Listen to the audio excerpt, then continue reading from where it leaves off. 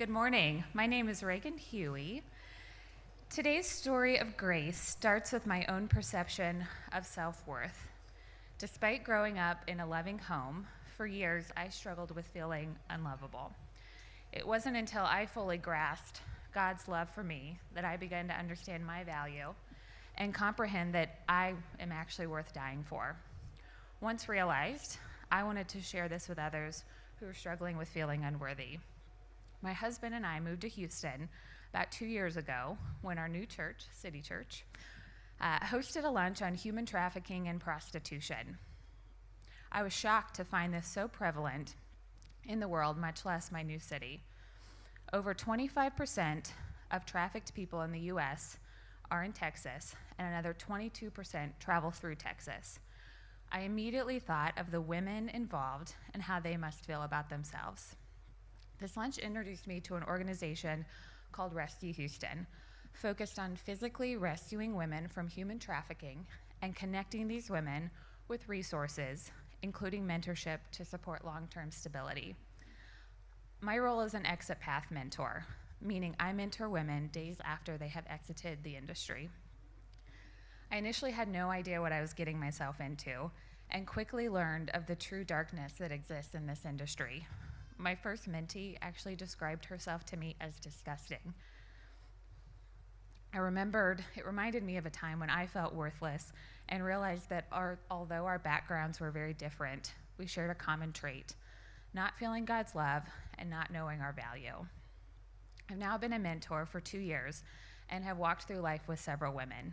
Many moments are tough, like going to the ER and to court. I helped one woman check into drug rehab and another track down missing parts of her own identity. We've had very normal moments, like attending exercise class, attending City Church, and talking just honest conversations about our hopes and dreams. I've also seen incredibly pivotal moments and successful moments in their lives.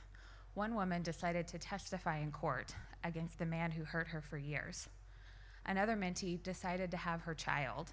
We went together to her first doctor's appointment when she found out she was having a boy. I used to enter into ministry wanting and expecting to see a happy ending. While there have been many moments of joy, I've learned these stories don't always end up tied up in a pretty bow. The devastation for these women runs deep, and it takes years to unravel.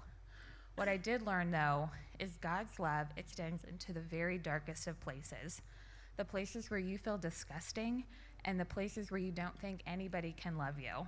It's a love that expects nothing in return, which is a huge lesson for both myself and these women. It quite literally changes lives. I get to watch these girls and these women start to understand how valuable they are, just as I did several years ago. I want to end by reading a quote from one of my mentees who attended City Church several times. At first, I did not want to open up to my mentor because I felt like she would not understand my story. But over time I did, and even started going to church with her. She asked for so many people to pray for me and introduced me to my pastor. My mentor helped me learn who is safe and who is not.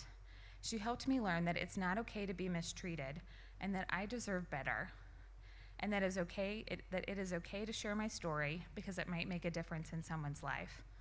Overall, she gave me courage that led me to testify against the person that hurt me most. Thanks to her, and thanks to City Church, I am now closer to closing a chapter in my life and getting a fresh start.